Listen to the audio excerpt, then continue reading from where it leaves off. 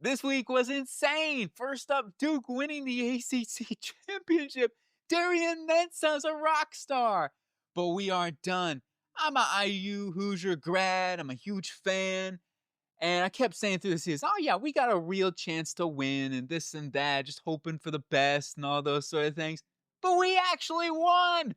This has to be one of the greatest triumphs in IU history and one of the greatest underdog stories out there.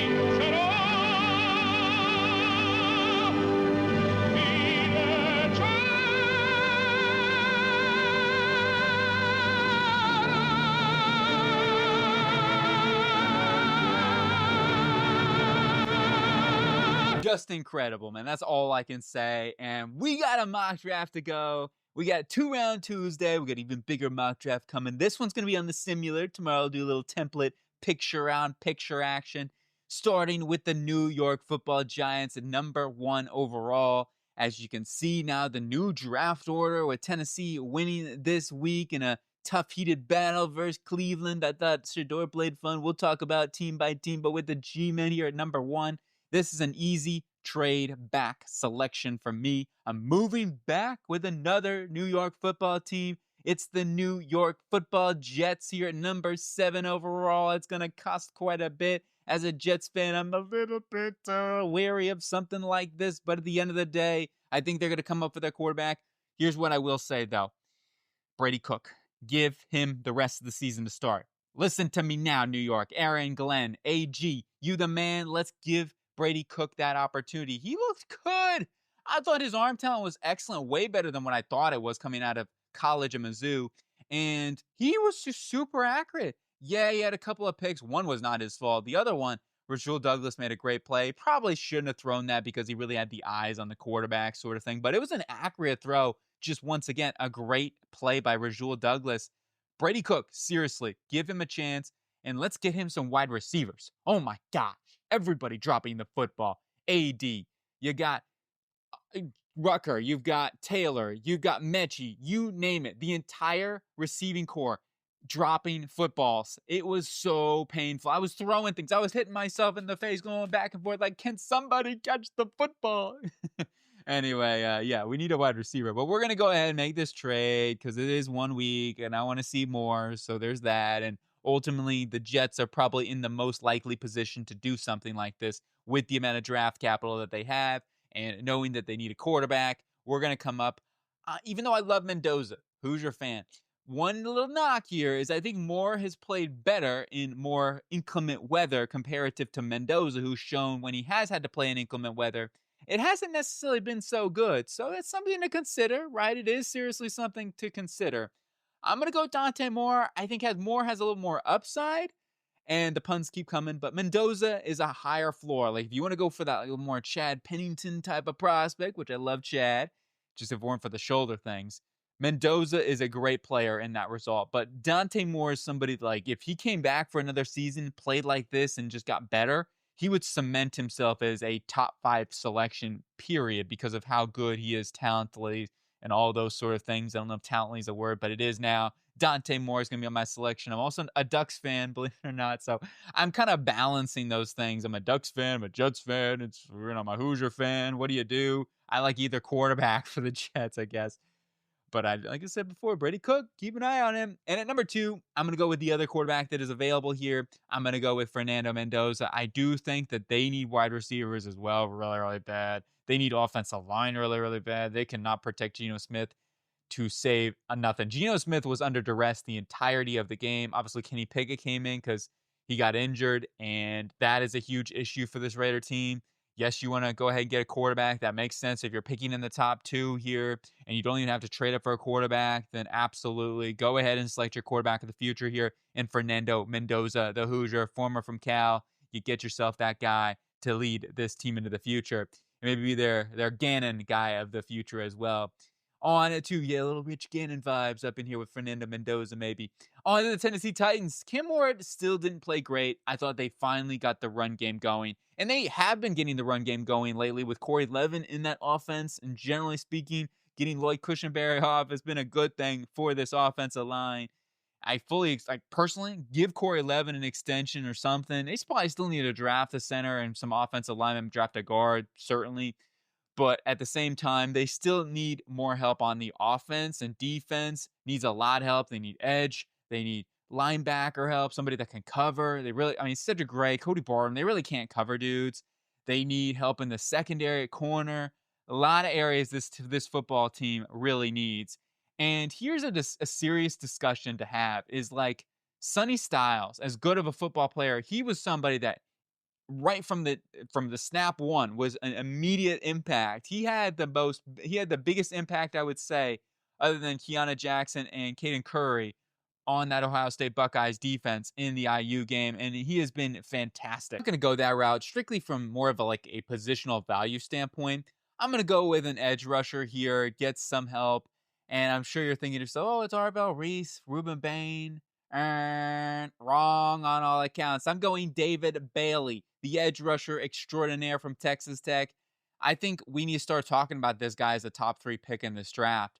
And he is just the most dynamic, best edge rusher in college football right now. I don't think there's any other argument about it. Like, he is just so good at getting after the quarterback. And sure, he might be a little bit of a liability in the run game. We'll see more about that. You know, you can work on stuff like that. Those are coaching things that you can get better at, especially if you get with the right defensive coordinator working on some of those things. He is unbelievable as a pass rusher. And for the Titans, you have Jeffrey Simmons, who is the best defense tackle in football. I don't feel any sort of regret saying that. He's unbelievable. First up, the two-hand stab, being able to do something like that on a stunt and then work back to the inside and still get to the quarterback was just mind-boggling. And he's just destroying. Here's what I would say, Tennessee. Pay the refs to call bogus penalties on Jeffrey Simmons just so you can get him angry. He is insane. That's a whoa. Let's go on to Cleveland here, where I personally feel like Shedeur Sanders played pretty dang phenomenal. It wasn't 100% perfect or anything like that. You still had some rookie mistakes. But generally speaking, I thought Shedeur played a heck of a football game. Their two issues right now are getting a consistent run game going with push in their offensive line, and then also the receiving game's got to be better. And those are big things. Well, protecting Shedeur Sanders, I think, is the number one thing too. I would say with the players that are currently on the board here, I'm going to go ahead and take a wide receiver. I just feel like that's probably the best value. I'm going to go with Mekhi Lemon from USC. This is just a little more off of my board. I'm a huge Mekhi Lemon fan. I also think Shedeur Sanders does really, really well with these like small, shifty, get open wide receivers. He's so good in man coverage. Like Shedeur picks apart man coverage. Mekhi Lemon is a beast and is going to be that separator. And also has got tougher hands than you would think for a guy his size. On to number 5, the New Orleans Saints here. And Chuck had a solid game. I didn't think it was insane or anything like that. I thought the defense actually put up a pretty good game. And I think they are another team that needs to add another weapon on offense. And this just makes sense to go get a guy like Carnell Tate on the outside as that opposite pairing to go along with Chris Olave. I mean, Tipton's been fine. He's a good return man and everything like that. Vele made some nice catches this week. But overall, I think they could really use a guy like Carnell Tate, another Buckeye in this room. Defense would make sense too. Arvell Reese, Rueben Bain on the board. As I said before, though, is a lot of different options that they could go. Adding another wide receiver like a guy like Carnell Tate. I really like that a lot. On to Commanders, number 6 here for the Washington Commanders. Little run on wide receivers. I still think we got to go offense. Their offense has been a huge problem for them this season, and it's something that I really want to address and want to improve for this football team. So even though there's some injury concerns with Jordan Tyson, you got to get those things checked up. But I think he is probably the best wide receiver in this draft. He's just so talented. So even if you get him for only like 13, 14 games on average a season, it's probably still worth it. They need some more help on offense. Let's go get Jordan Tyson to help out this team in general because they just don't have much right now. On to the G-men, number 7, a huge run on wide receivers have gone here and shifted the board. For the Giants, now on the clock, we have 2 edge rushers still available, which is kind of funny. I'm going to go with a linebacker, though, here, and I'm going to go with Sonny Styles over all of those guys because Sonny Styles is arguably one of the best players in this draft. You could make the argument he is the best player in this draft. He is a stud. There's not much he can't do. He can cover guys. He can play tough in the run game. He can stack and shed. He's got length. He's got size. He's an elite athlete. I don't really know what else there is to say about Sonny Styles as the fact that he is a stud. And you add in yourself somebody that's going to help stop that run for the Giants because, hey, that's been a problem for the Giants this season. So I just say let's go ahead and prove you're adding a beast with Sonny Styles and pair him up with Okereke if he's back. They can move on from him. McFadden is a free agent, so you got a lot of things that they could figure out there. On to the Cardinals, number 8. We have to go offense here, right? I mean, that's the thing that I would say is offense. But one thing I will say is with where the board is at right now, I don't know, right? What would you want to do? Because all the wide receivers at this point, do I feel comfortable taking Concepcion? No, not really. So this is a spot where possibly a trade back. Teams I'm looking out for is any one of these 3 right here, and I think you know where I'm going to be looking at positional wise for those teams. I'm going to trade up with the Baltimore Ravens here. I'm going to give up, for moving up 5 spots or so, I still think that's probably going to be around a second rounder from Baltimore to have to make that move up. And that's what we're going to do to get up into this spot at number 8. And we're going to select ourselves a stud and somebody that I think is just like a Baltimore Raven type of guy. I'm going to go with Arvell Reese. The way that they're going to be able to use Arvell Reese is just going to be incredible to watch. He's going to give them that shrugs, that dominant player that they need off the edge once and for all that they haven't had since those guys. So let's bring a little T-Sizzle in action up here with Arvell Reese. Then we go on to the Rams at number 9. Matthew Stafford was on point other than that first drive. He was on the money the rest of the game to Puka Nacua. They're playing 13 personnel all over the field and just gashing the Cardinals. And actually, I think it was a firing offense in many ways for the Arizona Cardinals with the way that they were getting gashed in that run game. So bad. Oh, we'll talk about that here in a little bit. But on with this Rams pick at number 9 in terms of areas that I'd be looking to improve. I would just say you're going best player available in most accounts here. You just take a guy like Caleb Downs on the board. I have no problem. I mean, Rueben Bain would be interesting to just bolster up the edge talent even more. I am going to go with Caleb Downs. And then on to the Bengals here. I would take Caleb Downs in a 100% hurry. I would take Sonny Styles in a 100% hurry. I think both of those guys would be the selection for the Bengals if they are available. They cannot cover tight ends. It's so bad. What are you doing? The middle of the field is always wide open. Oh boy, that's frustrating for the Bengals, I'm sure. Their offensive line actually has been a lot better. So it's something I feel pretty good about here. And I'm not going to force anything there on the offensive line this time around. I'm going to make another trade here. And we're seeing a lot of non-quarterback trades in this mock draft. I'm going to trade with the Kansas City Chiefs. They need a pass rusher. At this point, it's kind of desperate measures. So we're going to give up a 3rd round selection to move up 4 spots. Yes, I think it's worth it for the Kansas City Chiefs. Get it done. Let's go select ourselves Rueben Bain Jr. off the edge for this football team. They need some more juice. They need some more explosion. Hopefully Rueben Bain can get them. Now, I will say this week was a lot better. They were bringing those blitzes, and they dialed it up. They finally were getting pressure on the quarterback. Chris Jones had a vintage Chris Jones-like game. And Karlaftis was okay, but it was more like cleanup work in many ways and more stunt like off of good blitzes and et cetera. And I don't want to hate on George. I love George Karlaftis, Purdue Boilermaker. But get him somebody on the opposite edge. Mike Dana could be cut this offseason. Felix Anudike is injured this year. It hasn't really worked out in general. So finding themselves an answer off the edge. Ashton Gelati, Rueben Bain, Big George Karlaftis. That could be your duo going into next season plus a free agent. On to number 11, the Minnesota Vikings. Skull, baby. What a better week. J.J. McCarthy, he looked way better. He finally was hitting those throws on the money. And it was kind of funny because They just basically said, we're just going to throw a ton of out throws because we know JJ McCarthy and that fastball. That's what he's really good at. And good credit to Kevin McConnell and the coaching staff. Grant Udisek being able to kind of scheme that up for him. And the offense line getting healthy too was huge. They were running the rock really, really well. Now, with that being said, you add in a guy like Jeremiah Love, and yeah, I think that makes the most amount of sense. Their defense is fantastic. Once again, a great game plan from Brian Flores. Just blitz all night, baby. That's what they do. I know this is the most popular Jeremiah Love selection, and it just seems like a perfect destination for a team that has a good offense line. When healthy, when healthy. Okay, got to reiterate that. And you lean on a run game. You have a beast here in Jeremiah Love. I think it's worth having a guy like Jeremiah Love when your offensive line is possibly as good as it could be when they're healthy. Finn's up here at number 12. And for Miami, they wanted the ball and they started out hot.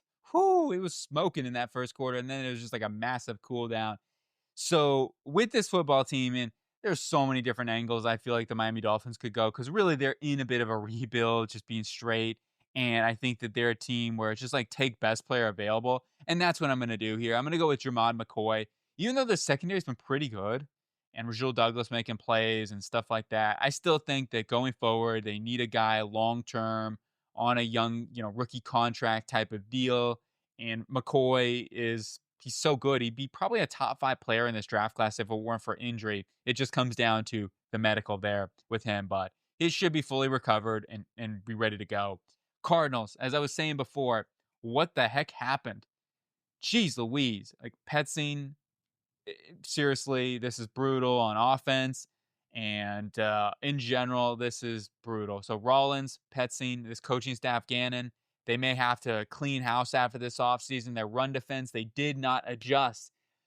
The Rams were just saying, okay, you're going to give us these easy looks and we're just going to run right down you all game long. And that's what happened. They took advantage of the Cardinals. They imposed their will and was just destroying them. And then when they had to throw, it was Puka Nacua just making incredible catches once again. I mean, thought he couldn't top of last week. And then, of course, last week, that incredible catch is probably one of the best catches I've ever seen in my life.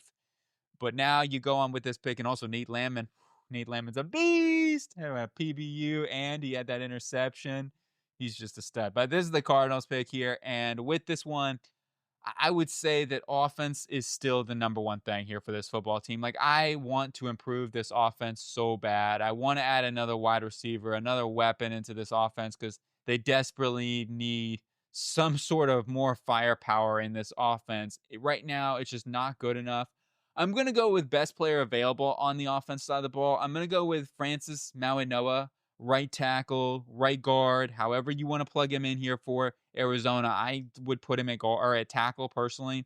Try him there, and if he really fails, then you move him inside to guard. I think he'll at least be a decent tackle and somebody that gets you some more help in the run game. Give himself an identity. Get James Conner back. Get Trey Benson back. That should help out too. Quarterback scenario is tough. I didn't take a quarterback in this mock draft. Maybe we'll take one on round 2. That's something. Or a trade up. Watch out. We did trade down. So there might be something coming a little bit later. We shall see. On to the Bengals. Number 14. After a little trade down as well. This is another one where we're going to go ahead and take a look at defense side of the ball. Just trying to take best player available at this point. Who is best player available, you could say. When you're looking at the board, I think Osai and Myles Murphy haven't played bad lately. Their defensive line's been okay, and it wasn't horrible. They weren't getting maybe enough pressure this week in the snow, and it can be a little tricky in that regard. I would like to improve their secondary, though, some more. And I think that linebacker / safety, somebody that can cover a tight end is really what they need, and they need it really, really bad. I'm not taking C.J. Allen here. It's just a little bit too early. Safety, as I said before, if Caleb Downs was available, he'd be my selection 100%. But in this case scenario, what I'm going to do is I'm going to go ahead and take a corner. I'm going to go take Avion Terrell to be that opposite pairing with DJ Turner, put Daxton Hill in the slot, and you kind of go from there. Or put Daxton Hill at safety, figure that all out. But ultimately, I think they need some more cornerback help to improve the secondary. On to the Dallas Cowboys here at number 15 overall. And for the Cowboys, couple areas I'd be looking at, and it would be for the Detroit Lions. They weren't getting enough edge pressure, and just couldn't stop him in the secondary. I think Deron Bland needs to move into the slot full time or something. Like, he's just not a number one corner at this point, and he keeps getting beat. Their secondary needs some help. Revel had a bit of a tough game as well. It wasn't horrible, and I think he continued to grow and get better from that. So I'm going to go ahead and select an edge rusher here, and Keldrick Folk being on the board. This makes a lot of sense to get a really toolsy guy that you pair him along. I think he's a good combo as well with someone like Donovan Ezaraku. So let's go ahead and bring it on with the Folk man up into that edge room. Bring a little bing bada boom, power, speed, edge rushing a duo combination with Folk to continue to improve that defensive line some more. Just a little bit of positional value, I guess, with this pick too. I wouldn't be say I like offensive tackle there as well. I like Lomu. I like Fanu. I think both of those guys would be great picks as well. On to the Carolina Panthers at number 16, who are coming off a bye, and I'm sure they're pretty happy with Tampa Bay losing this week, and ultimately it's going to come down to that matchup. I think, though, the Carolina Panthers could use a couple areas. They could look at another edge rusher, absolutely. I think linebacker is a big area for this football team to target as well, to bring up their next, either in free agency to go somebody with Trayvon Wallace. They need that 1-2 punch for sure. I am going to, or safety as well, possibly. Like if Caleb Downs were to fall to them, that'd be a dream scenario as well. I am actually going to trade down in this one here for Carolina, do a little maneuvering, and I'm going to move up with the Houston Texans. We're going to move up from 22. They get a little extra draft capital, so I've been thinking to myself, you know what, Carolina, let's go ahead and maybe do a little fancy maneuvering. We'll move up and get another second-round selection by trading back with the Houston Texans. So we'll do a little pick swap in action, and we'll force this trade up for the Houston Texans who want to come up and get themselves an offensive lineman, because that's a problem, and showed itself once again this week. We're going to go at it, and I know they like the big fellows up on that offensive line. Keenan Proctor's been pretty good too, and I being realistic, maybe it's something that they would consider, but I do still like Fanu. I like Lomu a lot, but maybe looking more of a true right tackle, we'll go with Spencer Fanu, right tackle from Utah, to be their selection and ultimately to be their right tackle of the future.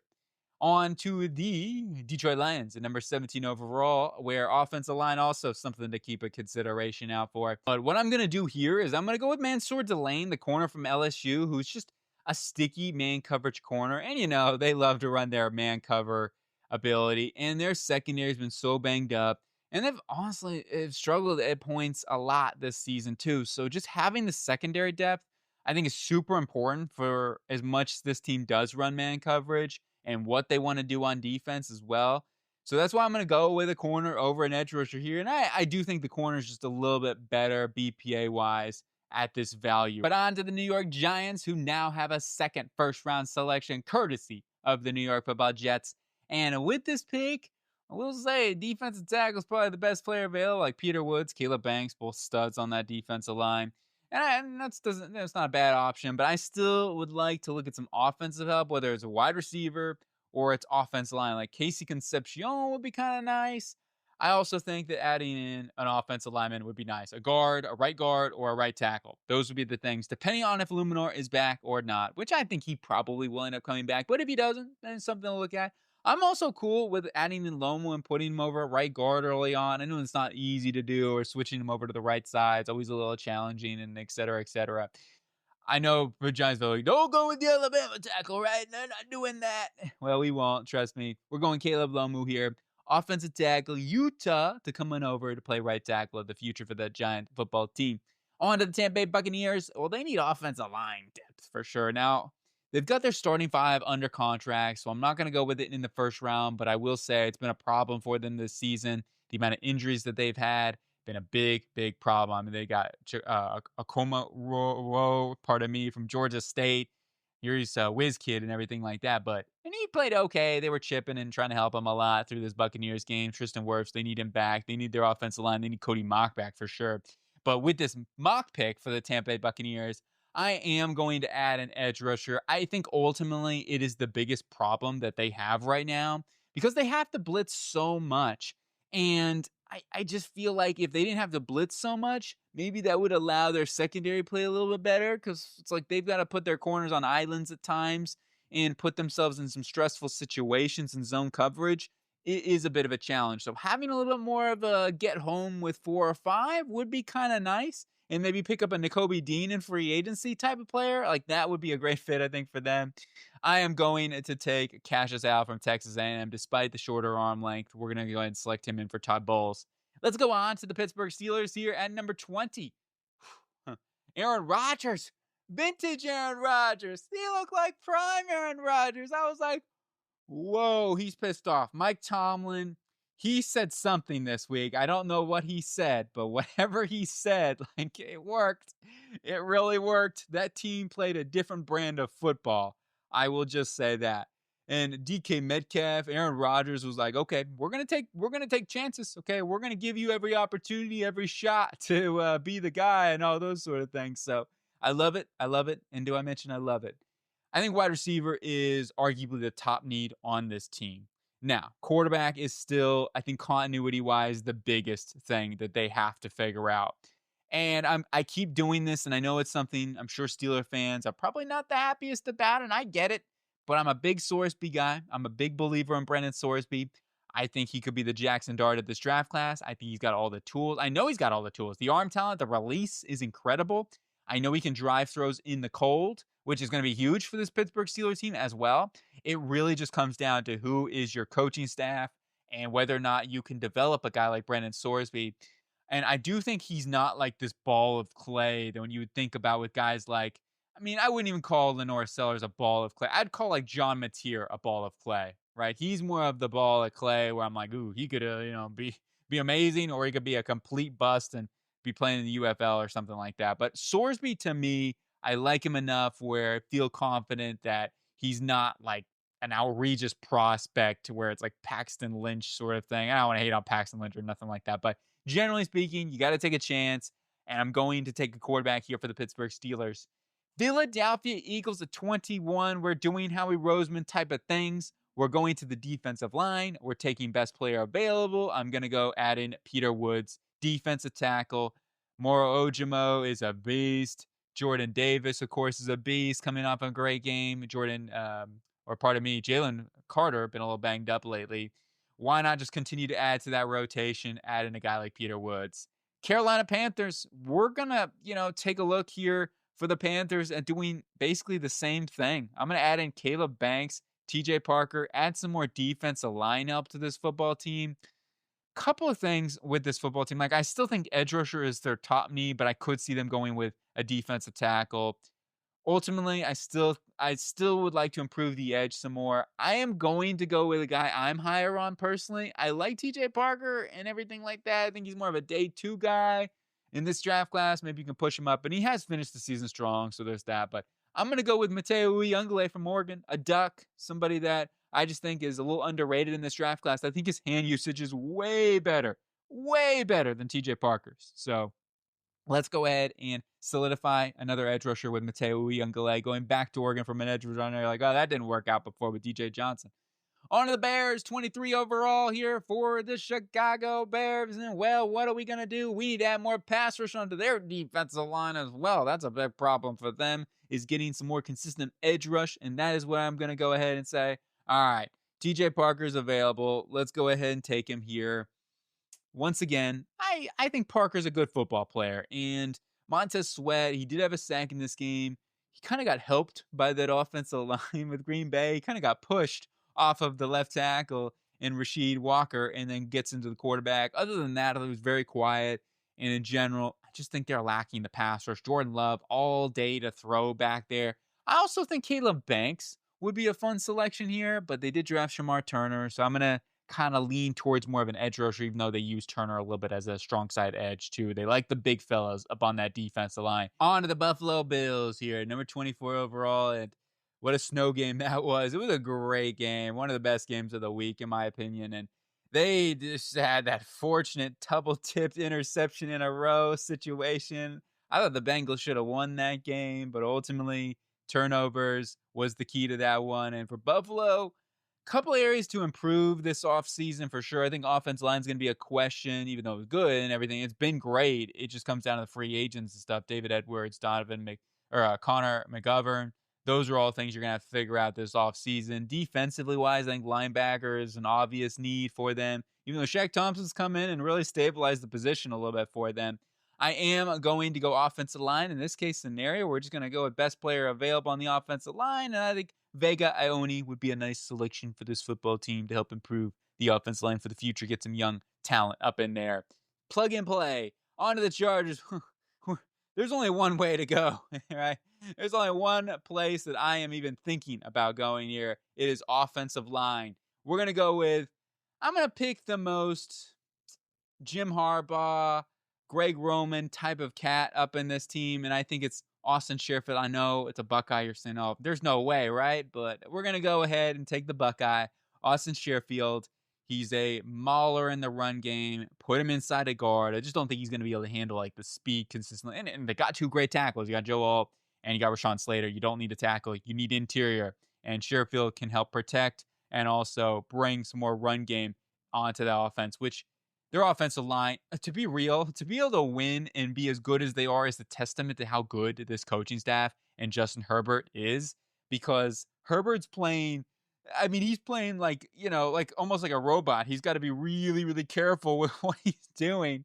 And they got no run game really because the offensive line is not opening up lanes consistently. They can't protect Justin Herbert at all. So, yes, if there's any place you have to go for the Chargers, it's offensive line. That's what they need. I mean, there's other areas that they need, but generally speaking, offensive line is the number one need, and I don't think it's close. 49ers here this week had a bye, so we didn't get to see the Niners out in the field. Now, for the 49ers, I think that I would be looking at adding either interior defensive line or offensive line. I think those are the two areas. And they've invested in it. They've got some young players in there. But ultimately, I don't think they've got a guy like Caleb Banks who could get more pass rush on the quarterback. And I think he's a good combination, too, with what they would have. So we're going to add a Caleb Banks to be the ultimate pass rusher on that interior defensive line with some of the young guys that they have. Obviously, Kali Davis has stepped up and played decent. I think they're really just missing that pass rush piece, right? I mean, you got some solid players, as I mentioned, like Davis, and they got Collins they drafted. CJ West has been okay, but generally speaking, like they just need more of a oomph on their defensive line as a whole. So I'm going to go ahead and take Caleb Banks here. On to the Browns, 27, first pick. We didn't go quarterback. We got Shador. We went Mekhi Lemon, get him some help. Now I'm going to go offensive line here. All right, we need to improve the offensive line. It's a big need. It's something we have to do. I'm going Proctor. I like Proctor. I know he's an Alabama offensive lineman, this, that, yada, yada. Yeah, I don't know what to do, but it is the Proctor. We're going to take him classes in session. They need offensive line help, and he's going to be their left tackle of the future. Just have to improve it, man. They have to.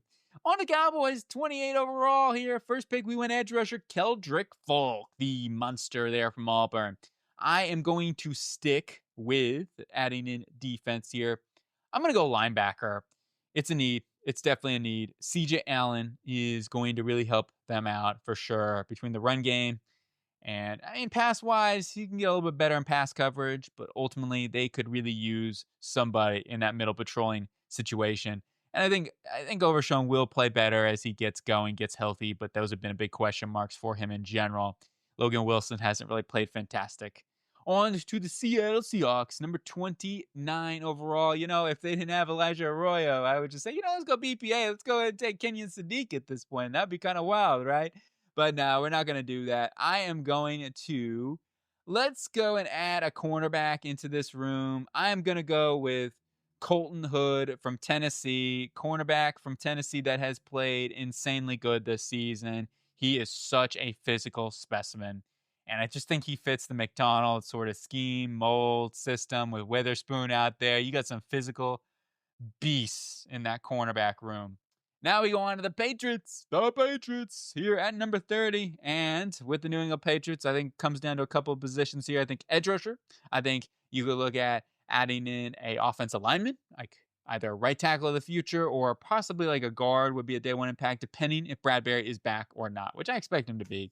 And then maybe like a wide receiver tight end sort of complementary piece. And that's why Sadiq's on the border. And you know what?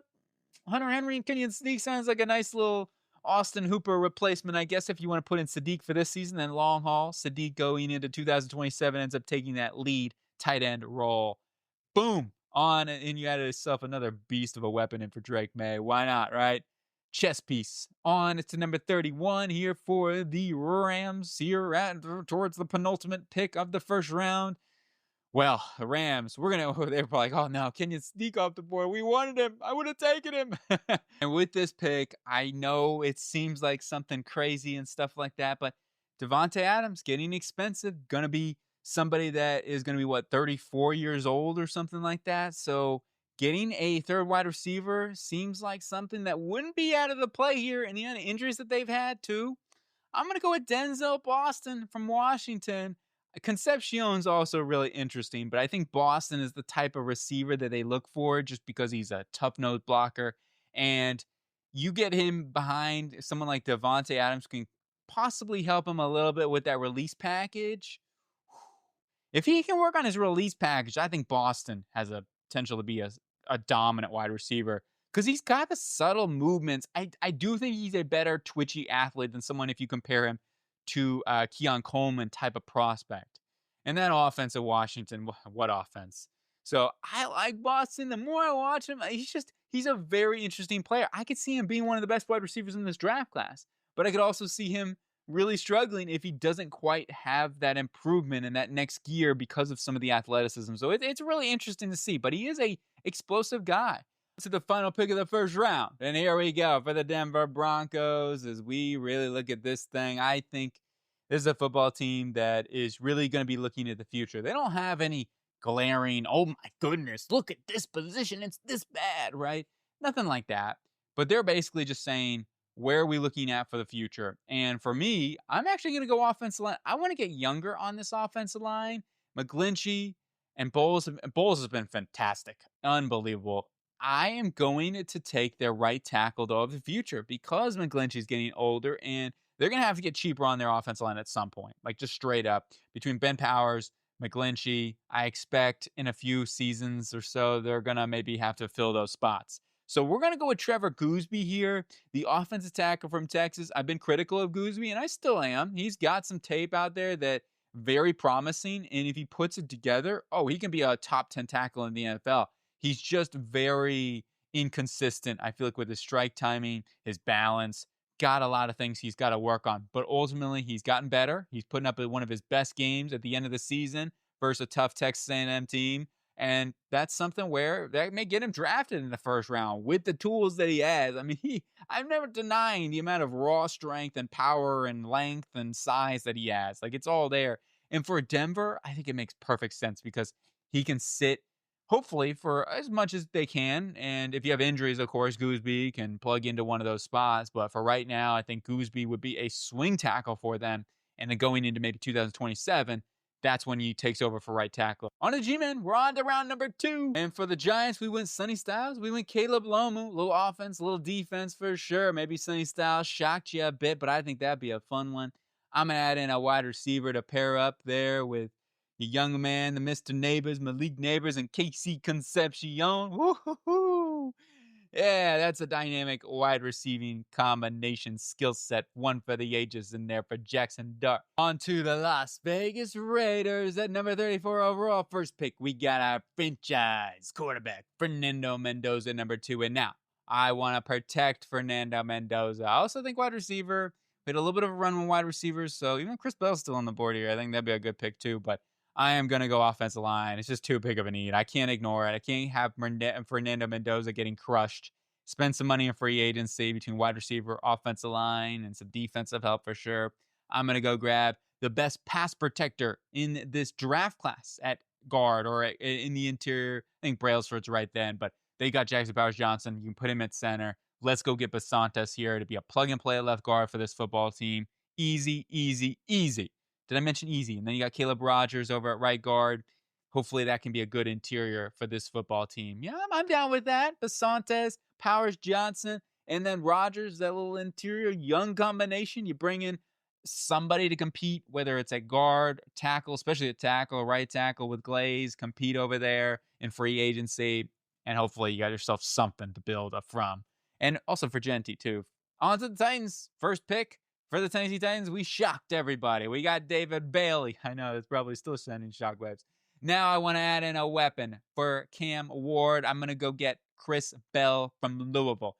I'm sure he's aware of Chris Bell from Louisville. He's seen a little bit of him here out there over former Hurricane, of course, playing that Louisville team. I think we'll add in a big time weapon, and hopefully this can be a little bit better this time of selecting the A.J. Brown replacement. Cleveland Browns back on the clock here at 36 overall. We went Mekhi Lemon. We went Caden Proctor.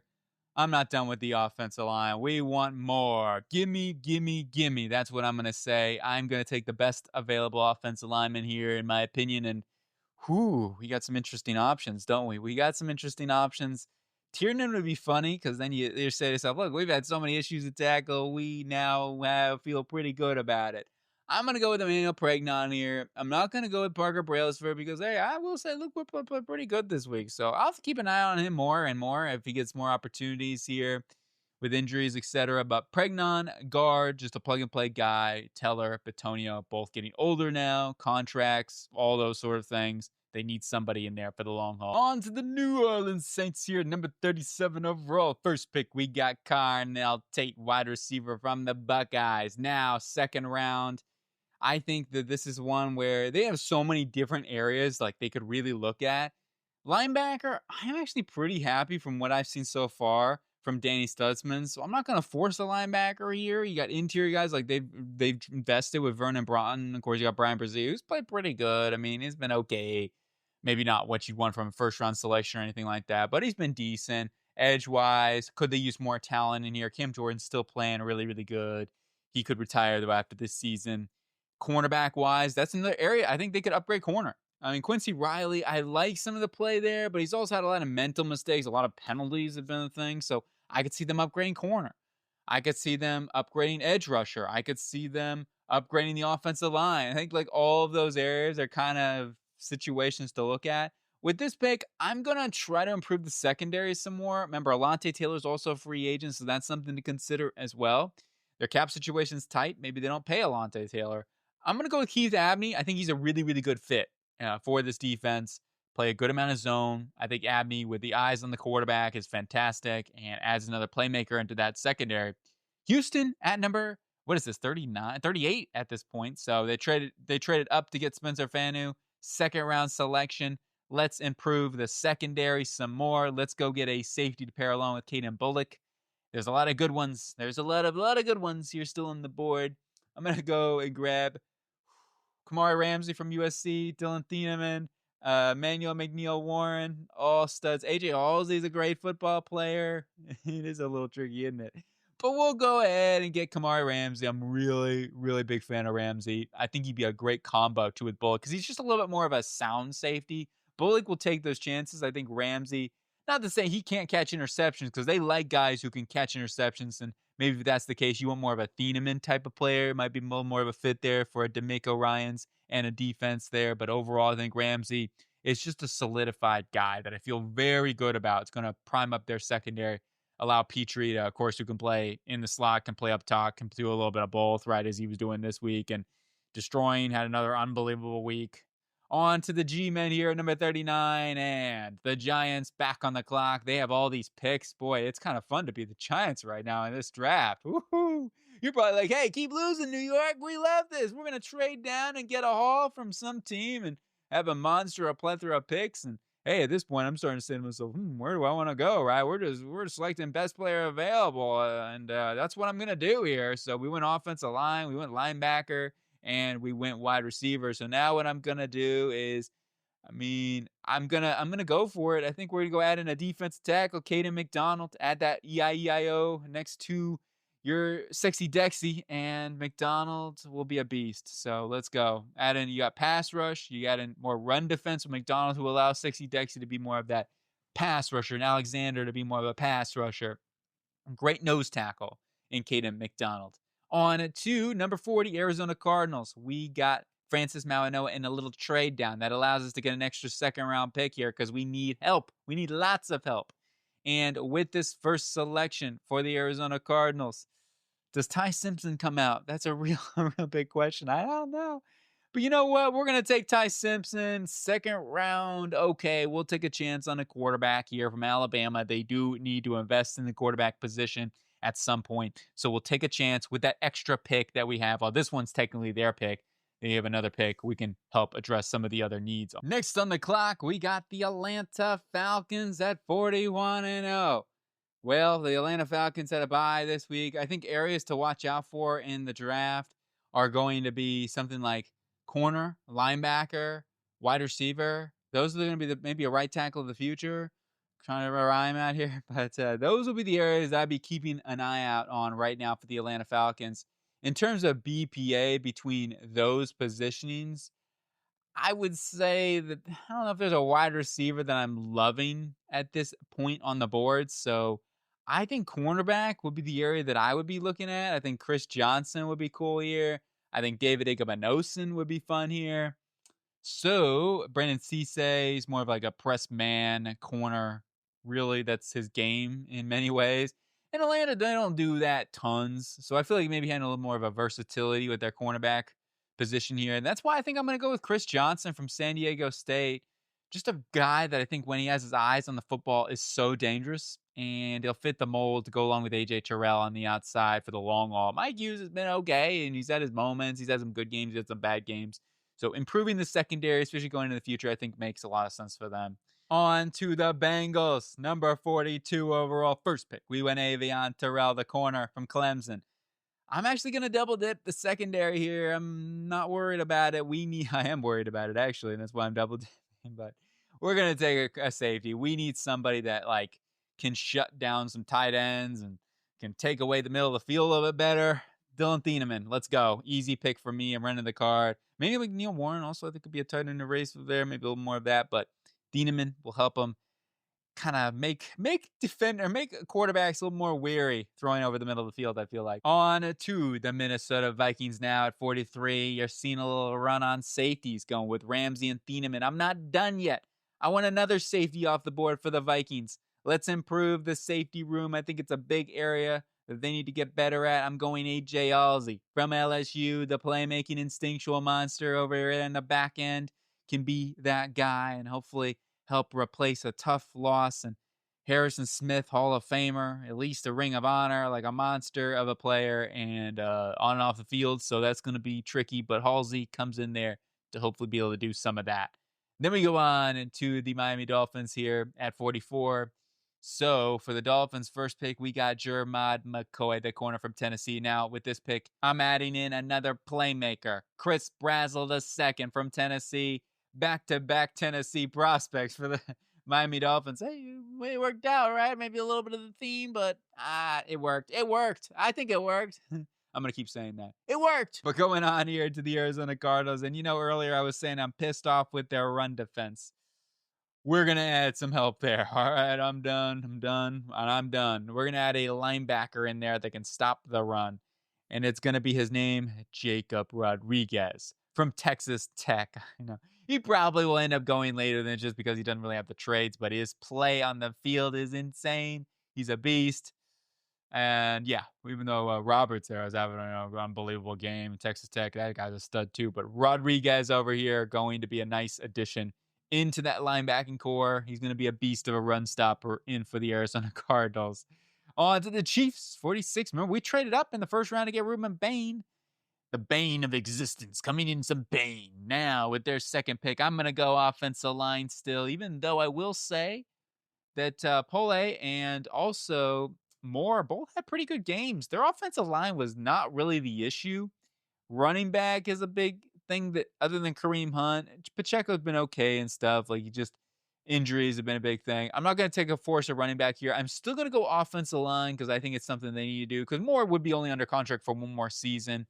They're expensive. Finding some help there. Finding at least some depth is super important, but maybe just keep an eye on that guy. I'll just say that. He played pretty good at left tackle. He had, a couple of penalties, but besides that, he was pretty good in that game. So I do want to give him a shout out. Same thing with Moore. I wanted to see what these guys could do. It was an audition game for Moore to see how comfortable I feel, because now I think that they can go ahead and cut Juwan Taylor. I would still draft a developmental right tackle. And that's why I'm going to go with Blake Miller from Clemson to be able to develop, learn, sit for a season behind maybe a Moore, and then long term could be your right tackle of the future. Now we go on to the Jets, where we got a quarterback in Dante Moore in the first round, and now in the second. Okay, I'm done repeating myself. But with this one here, I am going to take. I think there's a couple areas this team could. Multiple areas. Pardon me. Defensively wise, any area, safety, corner, linebacker, defensive line. I don't think there's a spot that we couldn't not take. In other words, right? Just don't get me wrong. Wide receiver is something I'd like to get. And that's why I don't really love trading away all those picks to go get a quarterback. But at the same time, I get it. But maybe Brady Cook, please, Brady Cook, get an opportunity. Let's keep seeing what he can look like. I'm going to go with Brandon Cisse. I think is a tremendous fit. And the only thing about this is, though, like, who would play in the slot? That's my biggest question. Like, Cisse would be a developmental guy, and I don't know. I'm gonna hold off. I think Cisse, if he's there in the third round, just like AZ Thomas, would be a tremendous fit with the way that they want to play the press man coverage. He fits that mold. And Stevens, I know his PFF grade's okay, but I don't know. I'm kind of on the table and the rim on him. So in this case, I'm going to add in a safety. I think that's probably a huge need for us, even though there's been a bit of a run on safety. Emmanuel McNeil Warren. Defensive line, also something to watch out for here, too. There's some players that are currently available. Christian Miller would be a nice selection for us and help stop in the run a little bit more, too. But you know what? Let's have some fun, right? Let's go with back to Oregon. We gotta double dip this train up in here. We're gonna go ahead and take Amari Washington onto that defensive line. Boy, oh boy, what to bring. I'll say Jamie Sherwood had a really good game. I thought Quincy Williams had a good game. Williams is a free agent. That's why I'm saying we could use another linebacker. We could use any position on that defense, to be real. We could. On to the Carolina Panthers here. And the Panthers' first pick, we got Mateo Youngled, a little bit of a controversial one. We traded down. We got an extra second rounder at least, so we got a little more play action to help out in here into this offense to give him some more necessary fun, right? And that's what I'm going to do. And I'm going to go snag Davidson Igbinosun. Davidson Igbinosun's a smothering corner. I'll just say that. And he might start getting some first round buzz. I wouldn't be shocked. I just say that right now. But Igbinosun, he can be a rotational player behind Mike Jackson for his season. And obviously injuries. JC Horns had some injuries throughout his career. So Igbinosun's going to play early on. And as a rotational player, makes a lot of sense. Void, get him the oven mitts, keep giving them those oven mitts, but ultimately he will definitely lock some dudes down in that secondary. Detroit Lions here, number 49. We went corner as well. We went Mansour Delane, the man coverage corner there from LSU. With this second round pick, I am going to go with one of my favorite players in the draft class. I'm going to take the center of the future. I'm going Parker Brailsford, Alabama. They love Alabama players for good reason. I get it. And I think that Brailsford is such a good football player. I don't know why. I have to go take a look at these past couple of games because, once again, I've heard that he struggled a bit. I don't know how to take that PFF grades because, like, they've graded Parker Brailsford brutal all year long, and I think his tape is fantastic. I just don't understand why his grades are so low. I've watched pretty much every rep other than these past couple of games of Brailsford, so I'll have to go back and take a look at that film and see if it was, like, changing his value. But to me, at 49, go ahead and get Parker Brailsford. Re-signed Tom Kennedy, man, who's a great return ability. And hey, you can make gadgets too. So Kennedy had a great week. I got to shout him out there. Obviously, Amon-Ra St. Brown. Nobody could cover in that secondary in Dallas. On to the Colts at number 50. No first round pick, of course. And now their pick is getting a little bit higher. And that's, I know, not good news for the Indianapolis Colts, who now don't have 2 first rounders. I am going to be taking for the Colts. I'm probably looking at, this is a tricky one for me. It is a little bit tricky because there's a couple areas they could go. I think linebacker of the future makes a lot of sense. Somebody like Jake Golday, or offensive line for the future also would make a lot of sense because Jalen Travis, draft pick from Iowa State. I know he'd have to play. He's had to play a little bit, and I don't think he's looked terrible or anything like that. But I also think that Caleb Tiernan would be a nice investment over at right tackle for them in the long haul. I guess Gonzalez could be the right tackle of the future, and they could end up drafting a guard too. Possibilities. A lot of different areas to watch out for and what they want to do. But I'm going to go with Caleb Tiernan here to possibly be the right tackle of the future, or just give him some offensive line. There's one thing I will say that this team always does is go and get some good offensive line depth, if nothing else. And we'll invest in it here with Northwestern offensive tackle Caleb Tiernan. And now 51 for the Buccaneers, first round pick. We got Cassius Al. We got the opera going, Hall, and now I want to get some help into. Okay, I'm done. I'm not an opera singer, clearly. I'm not a tenor. But with this one, linebacker is something we need to look at still. As I said before, I would love Nakobe Dean. I think he'd be a great scheme fit for Todd Bowles. With his blitzing ability, oh, he's so dangerous. With this one, though, I talk about this, but I think they need offensive line depth really, really bad, especially after this season. Having the offensive line depth is proven to be such a pivotal thing that they really need some help in. Gennings Dunker, I still don't know if I'd go that route, so I think Maxi Honachor. Honachor could play tackle, could also play guard and be the ultimate swingman for them. So that is the route that I'm going to go here, is finding some depth on the offensive line. It's just too big of a need. Maybe it's a free agency sort of thing, but ultimately, I think that they have to find some depth on their offensive line. So that's the route that I'm going to go. And I think he'll play guard. A lot of people are projecting him to play guard at the next level, and that's fine. Like, he can be a developmental guy behind Brent Bredesen for a season and end up taking that role going into 2027. So really, that's where I'm at. They need some depth on their offensive line, plug and play for the future, and a good swingman going into this next season. Got to be able to protect Baker Mayfield better than they have this year. So Ihanachor could be their swing tackle, swing guard, and then long-term guard. Pittsburgh, 52. We got Brendan Sorsby. Let's go get some help for Brendan Sorsby. Let's go get a wide receiver. Which wide receiver do we want to get here? It's a great question, right? Some interesting players, but I'm going to go with Omar Cooper. Get a little banged up in the Ohio State Buckeye game, but the dude is a monster. And I will say, watch out next season for Charlie Becker. Woohoo! Charlie B. Anyway, Omar Cooper is a great player, and add another wide receiver into this offense with a good skill set as a yak machine. And then we go on to the Philadelphia Eagles here at 53. We got Peter Woods, just the best available type of approach from me with this pick. And with this next pick, I will go ahead and try to improve the secondary some here. And I'm going to go with D'Angelo Pons. I think he could play on the outside. I'm just saying. It wasn't a perfect game. He got beat a couple of times, big time, obviously, on that deep vert by Jeremiah Smith. But it's Jeremiah Smith. Other corners, I think Brandon Cisse would be an interesting option here. However, I'm going to go with D'Angelo Pons. I think Pons is a really fantastic football player and somebody to watch out for sure. Size, yes, is a bit of an issue, but boy, he makes up for it with some instincts. And I think Vic Fangio will work with a guy like Pons. I think he can work with some of that size limitations. He's a really good athlete, at least. Or a solid enough athlete. I would call him an elite athlete, but he's good. Carolina, here with their first pick, we got Mateo Uyunglele. Second pick, David Buenos. Next pick, let's get some offensive help. All right. Offensive line by adding in a tackle of the future, Monroe Freeling from Georgia. He has right tackle experience. Now he's playing left tackle this season.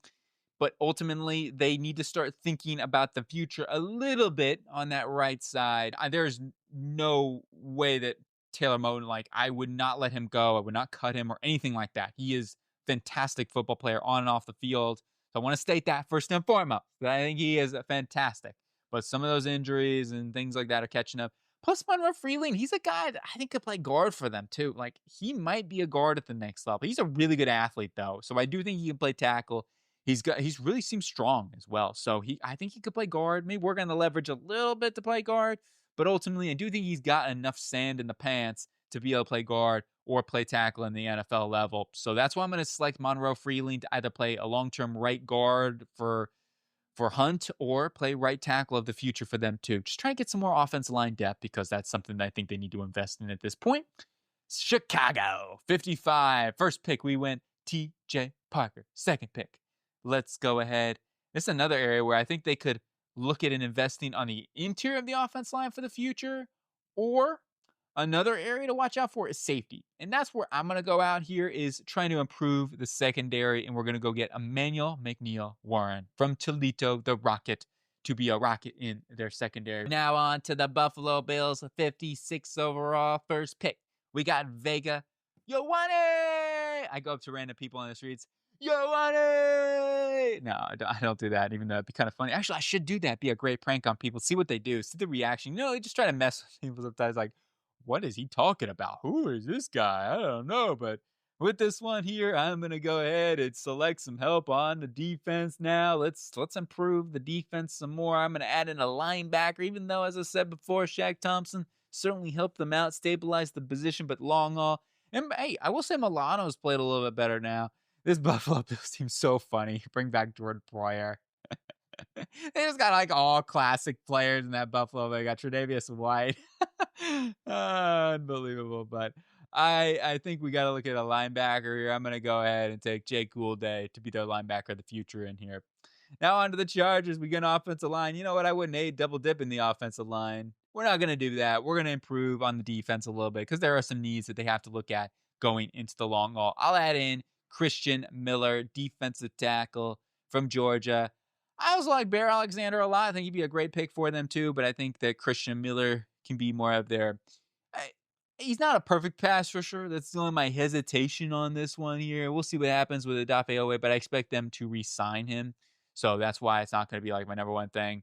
Cornerback, I guess you could make the argument for that. At the same time, I think their corner situation is fine. I think a lot of young talent, and they continue to step up and rise to the occasion. Obviously, Jackson's had a great year. Hart had that game-sealing tip interception, and still has been really good, especially in run defense. So I'm going to go defensive tackle, get somebody next to Taylor Tart and Deshaun Hand. And I mean, Hand's a free agent, and Jamari Caldwell. I'm going to get Christian Miller here from Georgia, the defensive tackle who's been pretty solid there. I wouldn't say he's unbelievable an athlete or anything like that, but I think he'll give you a solid talent. At least he's a good rotational player for that team. On to the 49ers here, where we went defense tackle in the first round. I think with this one, let's find a developmental offensive tackle. And this would make a lot of sense for a guy like Isaiah World, the Georgia left tackle, or sorry, the Alabama left, the Oregon left tackle. We'll get it right. Third time's the charm out here. Alabama, Georgia. Those aren't even close to Oregon. I don't even know how they're red too. And they I don't. That's a disgrace. That's in the bloopers section for sure. On to the Jags at 59. We didn't have a first round selection. So with the Jacksonville Jaguars pick, hey, I could think they could invest in a left tackle of the future. Cole Van Landen has not been too bad, though. I still think Patrick McCarry is one of the most underrated by PFF. Like, how do they have his PFF grade so low? It makes no sense. I think he's been fantastic this season. I personally think he's a star, a right guard in the NFL. I wouldn't call him elite or anything, but I think he's been fantastic. I don't understand why they have him so low in the grading system. And I've watched all the games. I just don't understand it. So either which way, who knows? Maybe I'm not paying close enough attention, but I am going to be looking for the Jags at adding in some more secondary help here. And we'll go ahead and we'll take Brendan Cisse off the board now at this point, the South Carolina cornerback, to improve their secondary. Remember, Newsome is a free agent, so if he's not re-signed, then improving the secondary would make a lot of sense for them. Green Bay Packers, number 60. I also think cornerback could be something that could be in play, but I think Valentine's played pretty well, and Nixon's been okay. I think Nixon's been pretty good, so I don't want to hate on him too much. I think interior defensive line's the area to go. Let's get a good run defender. Let's go get Big Citrus. They got gashed in the second half, and that's what I want to do, improve the interior defensive line for the Green Bay Packers. Their offensive line was fantastic. They had Jordan Love had all day, and also they had some good lanes in there too. So, yeah, I think we'll go ahead and add Big Citrus. Let's go on to Seattle Seahawks, the 61 first-round pick. We got Colton Hood, and now we're going to go get the boys in the hood, and oh, yeah, let's go. Anyway, what a movie. Got to watch all those, but now we go on to Seattle Seahawks with this selection here. I will go ahead and add a right guard. I think right guard, it's still a big void for them, and they haven't been able to figure it out. The player that I want to select, oh yeah, they're not on the board. That's true. Cade Peeper would be my selection here. I mean, I guess what I could do is go Gennings Dunker and then say it's Cade Peeper. So, and even if you just see this and you're like, oh, Gennings Dunker, put him at guard, that's fine too. Some people put Gennings Dunker. I think he will be a guard at the next level. And in zone blocking system, perfect fit, right? Boom, bam, boom, Emerald, boom, bam. Let's go. That's not Emerald. He's bam. Now we go on to the New England Patriots here. And 62, they got Kenyon Sadiq, tight end. Now let's go get an edge rusher here. Romello Height, Texas Tech. Boom, boom, boom. Okay. I'm trying to do little words like Kevin, right, from The Office, where he's like, little words or know what do you do? Just like less word equal more time. And then he was explaining it for like 2 hours as I am right now, wasting time in this mock draft that you could be doing in your day and doing other things that are more important than watching me staring at the screen right now and talking gibberish. To the Rams at number 63 overall, we got Caleb Downs, we got Denzel Boston, and now quarterback of the future? Yeah, no, I don't think so. We're gonna put it on the hold for right now. Matthew Stafford is playing too good. I'm gonna avoid that for the time being. Warren McClellan is playing too good to go after that. So I am going to go and take a look at the secondary here. But I'm actually gonna go with Devin Moore here from Florida. It's too bad. I love guys like Jeremiah Cooper or Jontez Williams. Both have ACL tears. It really sucks. I think they're really underrated corners. But yes, I'm gonna go with Devin Moore from Florida here. And he's somebody that's gotten some hype lately. And for good reason. He's definitely got good size and athleticism. I feel like he's going to be that Ahkello Witherspoon type of replacement for this team. Yeah, there's some similarities there, but generally speaking, in a zone defense, I like him a lot. And that's what the Rams do. And he just seems like a good scheme for that. He's got good ball skills as well and does give him that size profile. Now, I've not watched film on Devin Moore just yet, but I have seen games of him. Obviously, he picked off Arch Manning. I think he picked off Gunnar Stockton too earlier in this season. So he's picked off some good quarterbacks in college football.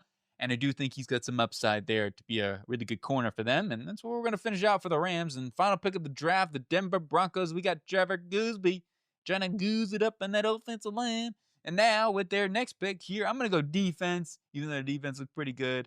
As I said before, they're just in a spot where you start looking at the future sort of thing and saying, all right, what do we want to do? Who do we want to take? Terms of long haul, what are they trying to improve, right? I think linebacker or defensive line player that I'm going to take here is going to be Zion Young. I was looking for him here and go ahead and snatch him up there to finish up this draft. It could be John Franklin Myers sort of replacement, a little different. He's more of an edge guy at the moment, but however, you never know with some time, a little bit of seasoning, a little bit more muscle mass on that program and all those sort of things. Here's our mock draft though, going through it slowly. Hopefully, make sure to pause it if you want to stop and see what the heck I did for your football team.